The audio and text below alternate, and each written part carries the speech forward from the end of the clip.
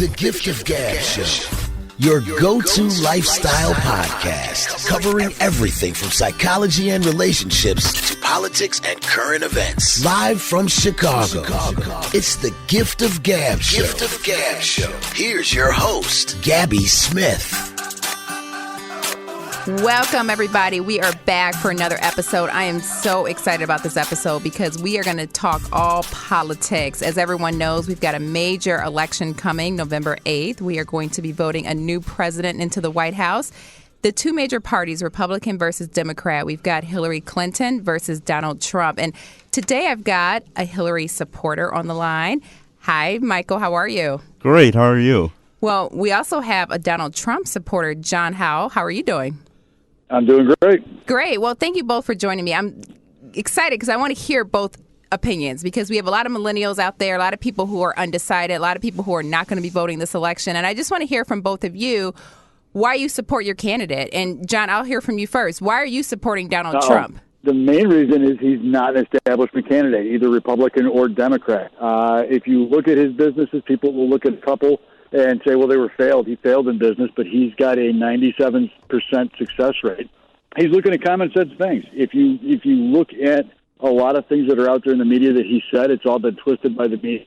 He said some of those things, and as far as the audio of him saying, grab her by the, I don't know how much I can and can't say here. You can say it. Grab her by the pussy.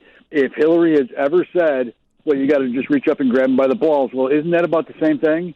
So where's the controversy in that?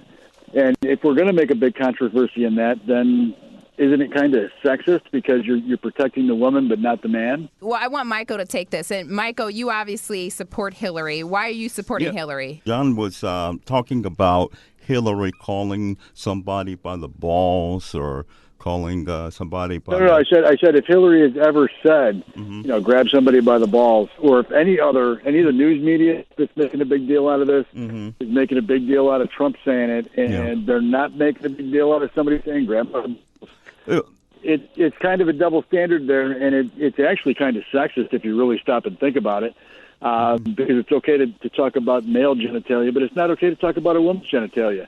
And if we're going to take that stance, well, then maybe we shouldn't have any female politicians because you got to be extra sensitive with them. You can't treat them like any other politician, and you've got to baby them. Yeah, well, if John, you do that, then maybe it's not time. And if you're if you're going to say, well, let's get past that, then let's get past it and get to the issues. Well, okay, I just got to jump in here because as a female, I think to make that statement, maybe we shouldn't have females, be in politics. We have to baby them, etc. That's a sexist comment right there. That's like saying, we shouldn't. No, not at all. You're taking it out of context.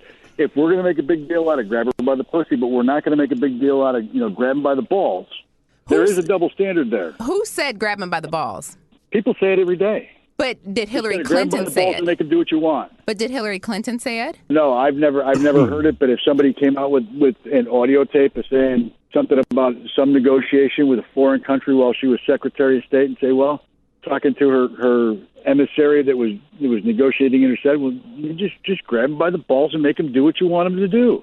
That wouldn't surprise me, and I wouldn't have a problem with it. But if we're going to make a big deal out of grab her by the pussy, it's the same thing, and that's my point. Yeah, when you see the problem, Gabby, that I have with this rationale, he brought up one topic, one incident about some type of gender wars. It's curious to me because ever since this year, I've seen one confrontation involving the Donald Trump campaign versus another. Recently, you had an audio tape come out with Howard Stern and Donald Trump talking about women and what they wanted to do to women. It even got to the point that Donald Trump told Howard Stern, it's okay, you can call my daughter a piece of ass. It's on tape. And that type of comment over and over and over again, it's not very appropriate, especially a candidate that wants to seek the highest office of the land. Now, you have a daughter, correct, John? Yep. All right. So if you had a male say your daughter is just a piece of ass, how would you take that? I'd probably look at him and say, you'd better watch your tone and you're going to respect my daughter. If he wants to talk about his own daughter that way, that's fine. And you've also got to look at the audience he was playing to. I don't think he was running for president at the time. I don't think he even thought about running for president. He's on a shock jock show. He's going a little bit nuts. So do you think that was more so for shock value, or what, did he really mean it? Well, that's really hard to say. I mean, you can turn around and say anything. What difference does it really make? To steal a phrase from another candidate, as far as Donald Trump did or did not say. And we're talking about words here, not lives. Unlike Benghazi, I don't think we had a very good field of candidates from either party. I think the best candidate of the bunch, who is not a career politician, is Donald Trump. If you look at Donald Trump, he's not part of either establishment. The media doesn't like him. The establishment Republicans don't like him. The establishment Democrats don't like him. There's a reason that everybody hates Donald Trump. And if you've never been around a guy that talks like Donald Trump is talking, I'm sorry, you're finally around one, because I'm an old Marine. I've said things way, way worse than just about anything Donald Trump has said. No, I may not be running for public office, but it really doesn't matter.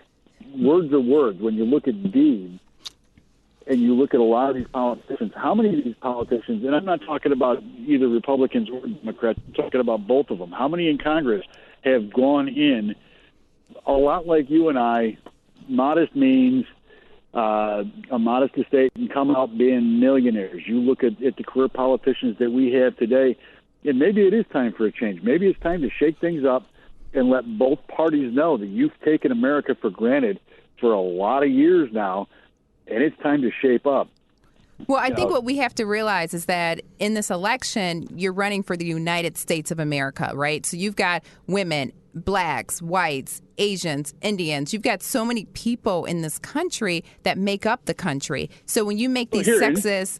One second. When you make these sexist, racist jokes or comments about the disabled, all these different racial groups, as well as women, you're not being an inclusive president. No matter if you said it 10 years ago or if you think it today, I still think that that's the biggest problem that a lot of people have. A lot of people don't feel like he's got their best interests at heart because he is making these lighthearted jokes on the side, talking to Billy Bush or talking to friends, etc.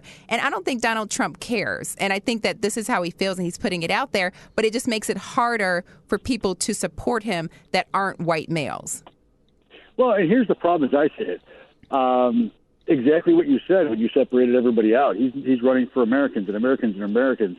I'll be very, very honest with you. I have absolutely no black friends. I have no Hispanic friends. I have no Muslim friends. I have no gay friends. I have no straight friends. I have no white friends.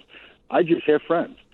I don't classify anybody as anything. I think one of the worst pieces of punctuation around is the hyphen, because it has separated all Americans. And both Republicans and Democrats have been able to use that for decades now to divide and conquer. And what we need to do, what I miss, I think one of the greatest things that ever came out of 9/11 is the year and a half, 2 years afterwards, where we were all Americans. It wasn't separated out. I grew up in Oak Park, Illinois, one of the most liberal and diverse communities outside of San Francisco and a few other places. And like I said, I have no black friends. But you know who asked me to come on? Ernie's a damn good friend of mine. He's a very good friend of mine. I've known him since first or second grade. And Ernie is the producer for the show, who is black. And you guys obviously connect because you're friends, but you don't look at him as a black guy. You look at him as your friend. Is that what you're saying? You're either my friend or you're not. It's that simple. I don't care what color you are. I don't look at color. I was also a Marine, and we're all green and we all bleed red. John, it doesn't matter to me. When you separate it out, it's divide and conquer, and they've been doing it for decades, and we're at each other's throats. The first thing you ended up saying is that you wanted not an established candidate, and you wanted a candidate that represent change and hadn't been around. You talked about 9/11 and the Marines around 2000, 2001.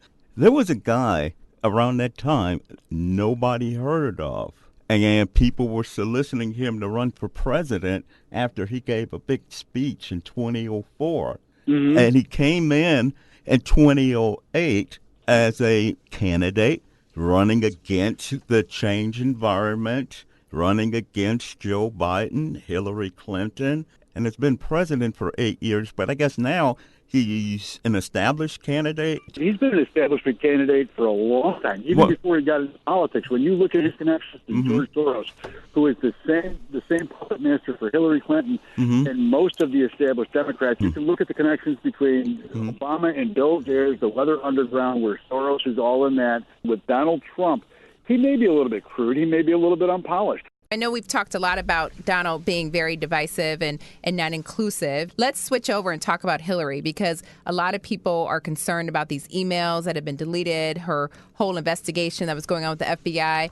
Michael, what do you have to say about that? This is emails, classified emails, that she used against the normal procedure by having her own set of email on a different email system.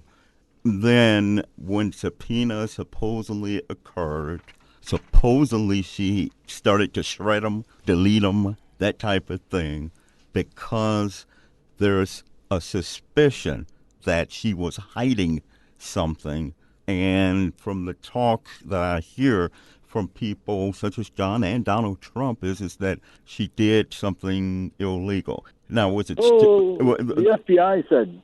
Okay, the FBI. Okay. Said she did something illegal, and he brought in intent. We don't think there was intent to do something illegal. The problem with that is that in the law that he was talking about, there is no intent necessary. In fact, it says, voluntary or otherwise, if you do these things, you have broken the law. So the FBI came out and said, yeah, she broke the law, she should be prosecuted, but we're going to give her a pass. But what? Because if the FBI said that and the Justice Department said that, but she's not being charged because what? Loretta Lynch said she was going to follow what Comey said. Comey went out and did his own thing.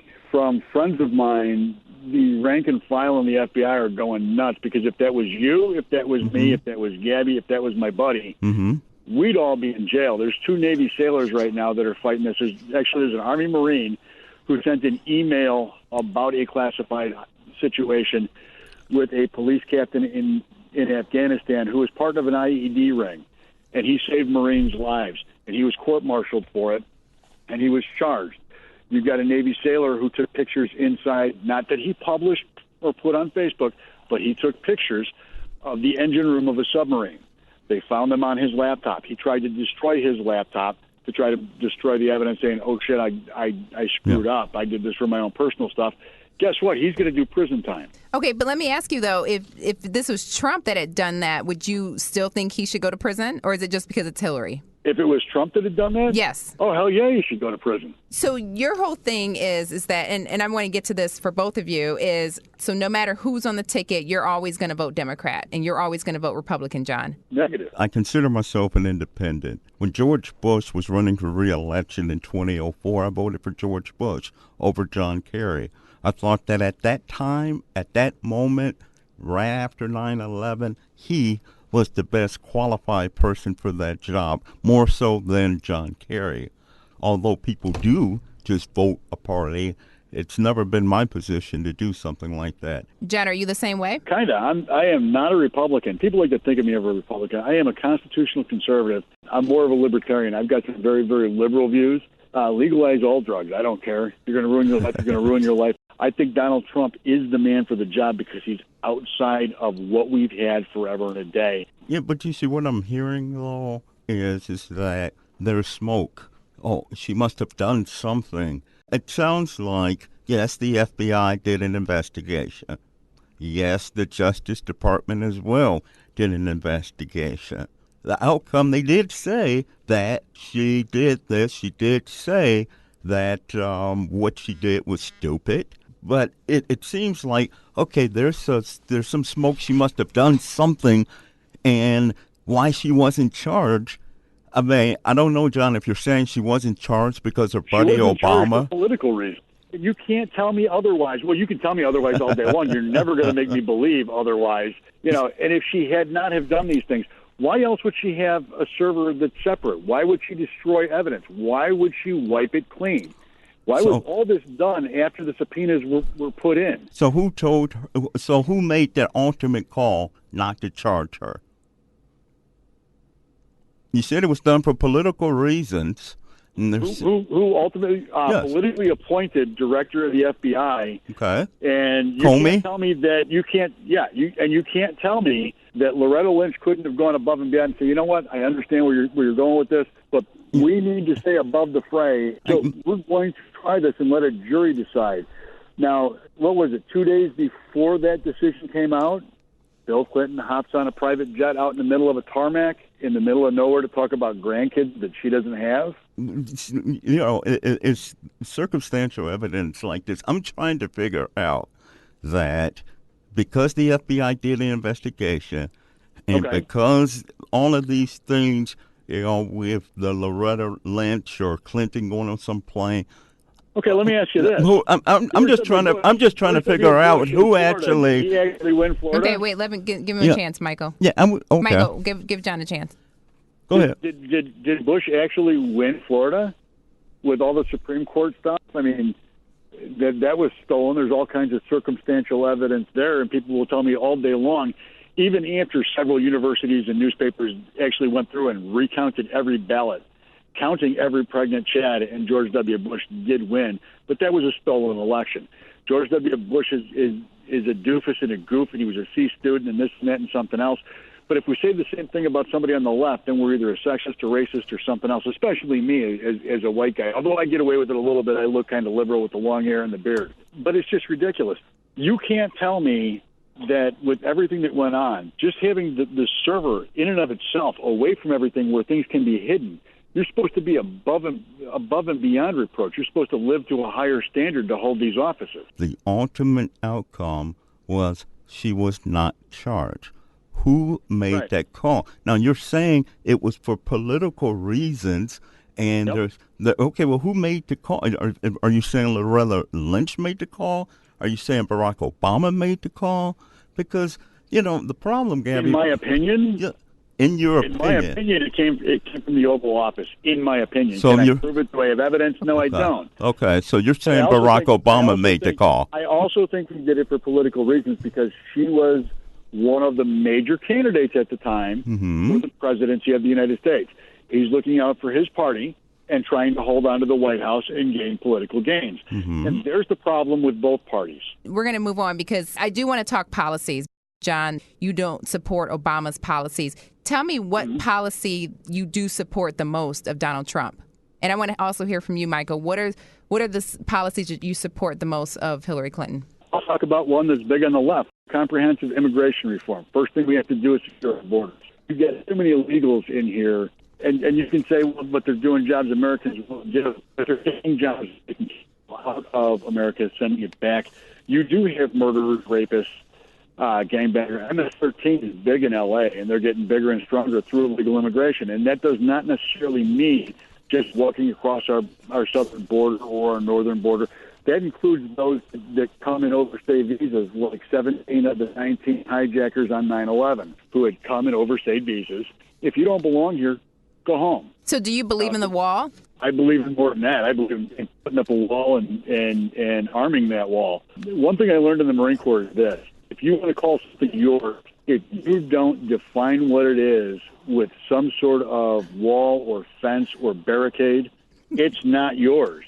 I'd love to see patrols of Marines and soldiers down there on the southern border stopping all these drug cartels from coming in and actually having gun battles and killing bad guys. I have no problem with that. Let them do what they do. They're over in Iraq and Afghanistan patrolling the deserts. Let them train out there with live rounds and kill some bad guys. So what about you, Michael?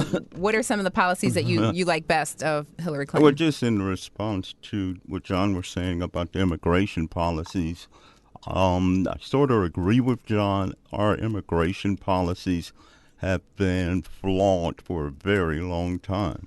We've been talking about this immigration and building walls and things like that going back to the 70s, really. But there's one thing that we cannot do about the immigration policies. We cannot start taking certain groups and just start banning them from coming into America. When Donald Trump says we have to ban all Muslims, for coming into That's not this what he country. said. I have it on tape. You know, we have to ban all Muslims. He said coming from certain regions. Now, here's part of that. From if I can Okay, finish. wait 1 second, John. Let him finish. John, if I can finish what I was saying, I said that what I'm seeing in this campaign, Gabby, was a divisive nature all along. What I'm seeing was the borders in this topic.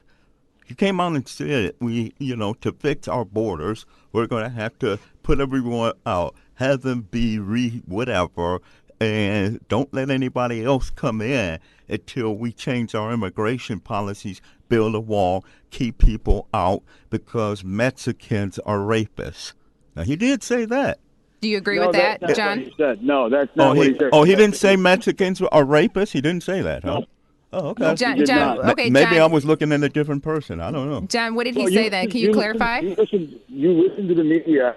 I listened to his mouth. I didn't listen to the media. I saw words come out of a guy's mouth that looked like Donald Trump, and he said that when he ran for election in June of 2015, he said that Mexicans are rapists. We have to ban Muslims. He said, Donald J. Trump, will have to ban Muslims from coming into this country. That's not the media. That came Muslims from. What he had said, as far as the Muslims go, is from areas that we have no control over. We have to ban all immigration from Muslims coming over from those areas until we have a better vetting process. Now, the problem is, and most people don't seem to realize this, and it's only been reported in a few places, with everything going on in ISIS in Syria, they've taken over machines and materials. They're making legitimate. ISIS makes legitimate Syrian passports. They're not. They're not us. Well, they're fraud, not counterfeit. They're not made by anything else. They're made with the actual machines that make passports in Syria that will pass muster because they're legitimate. They're using the same passport books that Syrians use, and they're just doing whatever they want with them. As far as that's concerned, people like to say Jimmy Carter was a great president, but he did the same thing. He stopped all Iranians from coming over, and they weren't blowing up at the time. They weren't walking around with alleged assault weapons, shooting people in buildings or shooting up nightclubs or shooting cops or any of that was going on. And Jimmy Carter banned all Iranians. He said the people coming from war-torn Syria, that region, we need to stop immigration there until we have a better vetting process. I just pulled up the December 8th, 2015 speech, and I'm looking at Donald J. Trump. What website are you on? And this is a CNN website. Donald J. Trump is calling for a total and complete shutdown of Muslims entering the United States until our country's representatives can figure out what the hell is going on. That came from Donald Trump campaign material. Yep. I'm looking at the man saying that, and it's not some conspiracy. It's not some media. Didn't I just agree with that? And he said it all needs to be shut down until we have a better vetting process. But how does until we figure out what's going on? Yeah, but John, if you can't ever get a better vetting process, then you can't let any of those people in because you trust them. But John, when we started this, you indicated that you don't look at people. You're from Oak Park. You want people to be Americans. You don't look at them as this way. But now what you're saying is some Muslim Patel somebody comes in and we have to go and not let them in until we get control of an immigration policy. It kind of contradicts what you just said. Until we get no, it does. No, it doesn't. Not at all. Well, how is it that anybody that could come into Oak Park, but they couldn't do it? Screwing what I said, because everybody in Syria is not American. In fact, none of them are Americans unless they've gone to Syria from America. They are not American. When you're talking about the Syrians over there, you're talking about Donald Trump is talking about a vetting process. We have no vetting process. The NSA, the FBI, all the intelligence agencies have already said there is no way to really vet these people. ISIS has come through and said we're going to infiltrate the refugees. So bringing Syrian refugees over is bringing terrorists over at the same time. So to do that, we put everybody out and have them rescreen. So, John, so you do support the ban of Muslims initially, so we can figure out our better border controls, basically. So you're okay. But it's not the ban of Muslims. It's the ban of Muslims from certain regions. Got it. And you do support Donald Trump's claim and to try to fix it from certain regions. Now, I do want to hear, Michael, from you. What are some of Hillary's policies that you support the most? The tax policies as well as the health care policies. The tax policies, I believe Donald Trump came out with a tax program of lowering the income tax rates for everyone. And I believe it went anywhere from a range of 10% to 25%. And he was basically what George Bush did in 2001 when he cut the income tax rate.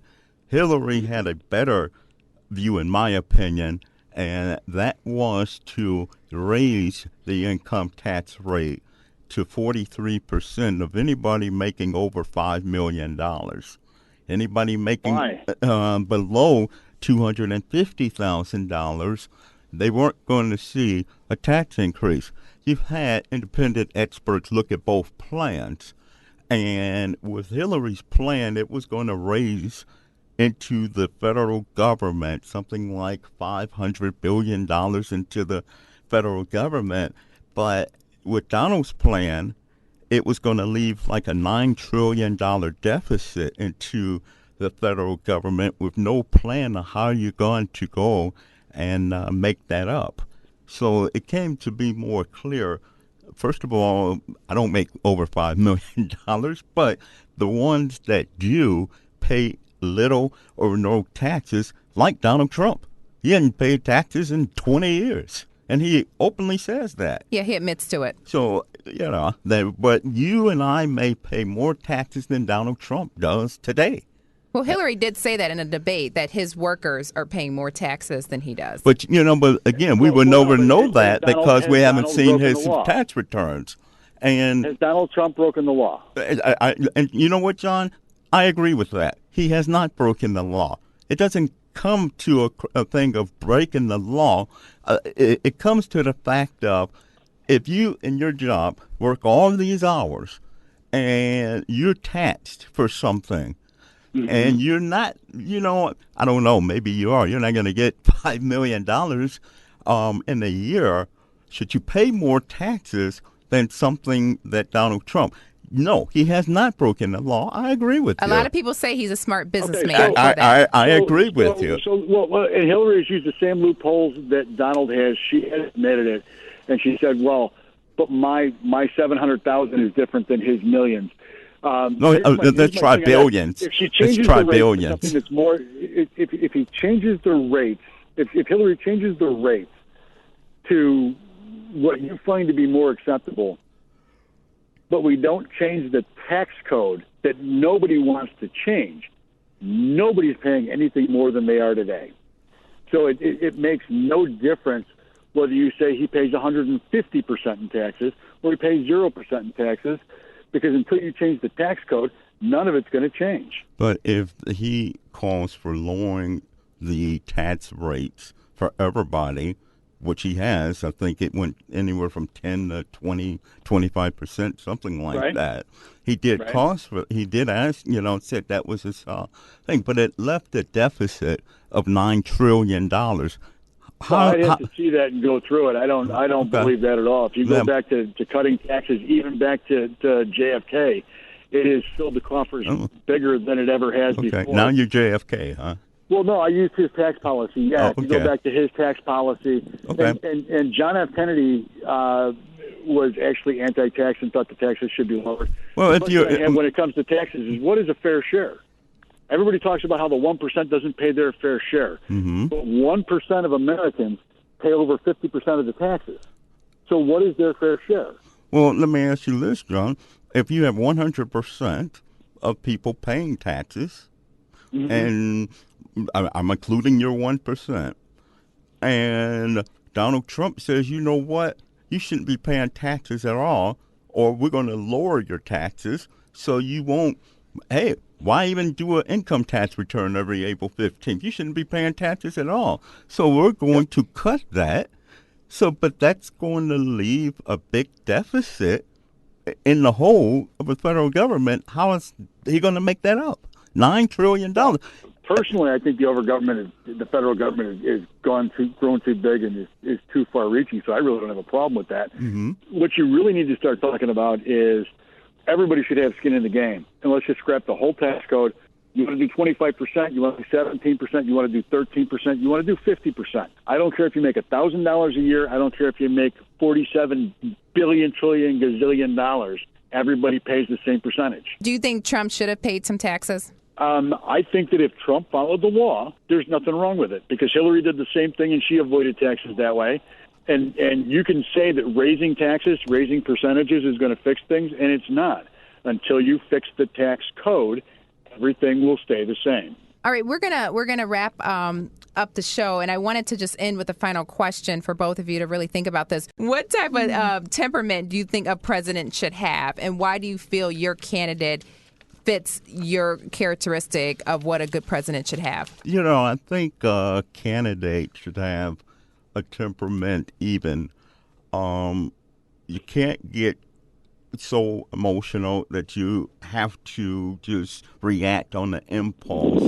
You can't go on just a jerk, reaction, and because, when you're sitting there in that Oval Office and you have the nuclear codes with you and you just react on impulse, I wouldn't want a reaction like that to happen.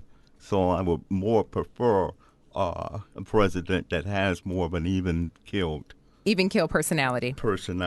Okay, what about you, John? I'd like to have somebody aggressive. I'd like to have another round race in the White House where it's a hot mic, he tells Russians the bombing begins in 5 minutes, bombing Gaddafi's personal house for terrorist attacks.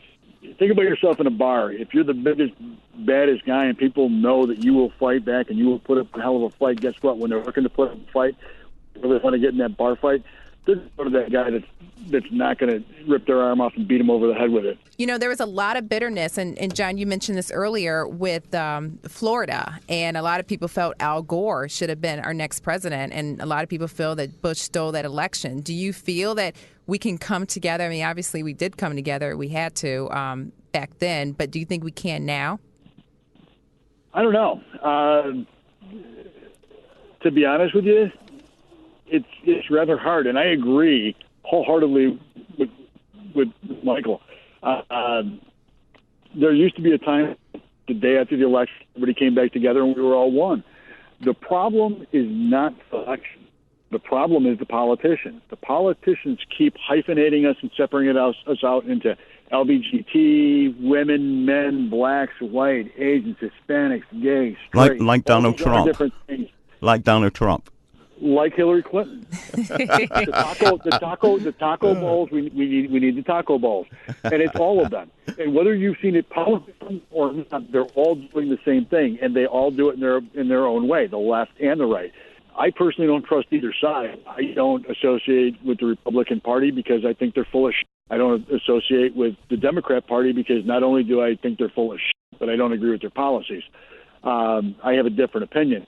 If we could get past the elephants, all become Americans again like we did right after, that's the greatest thing that happened after 9/11. The greatest thing that came out of 9/11 is that we were all Americans for once, for the first time in a long time. And I wish we could get back to that. I wish more people would have the attitude that I have, where I'd rather hang out with a black guy that's decent than a white guy that's an asshole. Well, I think a lot of people feel like that. However, in this country, we have seen so much violence, as it relates to race. We've had so many, and this is a show that we can do another time, but, we've had a lot of violence, police brutality against African Americans. We've had shootings, so this country. And when you want to do that show, bring me back because I have opinions on that too. I do want to just say thank you to both of you because you both have come here today with very different viewpoints on your candidates, but I think it's good for our listeners to hear the different sides. obviously these are two major parties that are going against each other November 8th. So my advice, everybody, is just get out there and vote. I know a lot of people are turned off. It has been a very bitter campaign, very bitter election. But you know what? We do have that right. We've had people die for our country, so you could vote. So I want everyone to vote, whatever party you feel most aligned to. At the end of the day, we have that right, so you need to exercise it. So, Michael... And just remember that the Republicans are supposed to vote November 8th. Democrats are November 9th this year. You know what, John? The Democrats have already voted, John, so you're a little late, okay? We've already started a couple of times. I need to have you both on after this election to see how the loser is doing. Thanks so much for listening, everybody. Get out there and vote. Hillary, Donald, pick someone on the ballot that fits your needs, but you do have that right. Thank you, everybody, for joining me. More shows to come. The Gift of Gab Show, hosted by Gabby Smith, is sponsored by Bar Louie, located at 1325 South Halsted Street in Chicago. Go there for the handcrafted martinis, 30 beers on tap, and delicious food. Open 7 days a week, 11 a.m. to 2 a.m. and 3 a.m. on Fridays and Saturdays. As Bar Louie always says, eat, drink, and be happy. Make sure to check out Gabby Smith at giftofgabshow.com and follow Gabby on Facebook, Gabby Smith, on Twitter, Instagram, and Pinterest at Gabby Smith Show. Then stop in and check out her YouTube channel, Gabby Smith.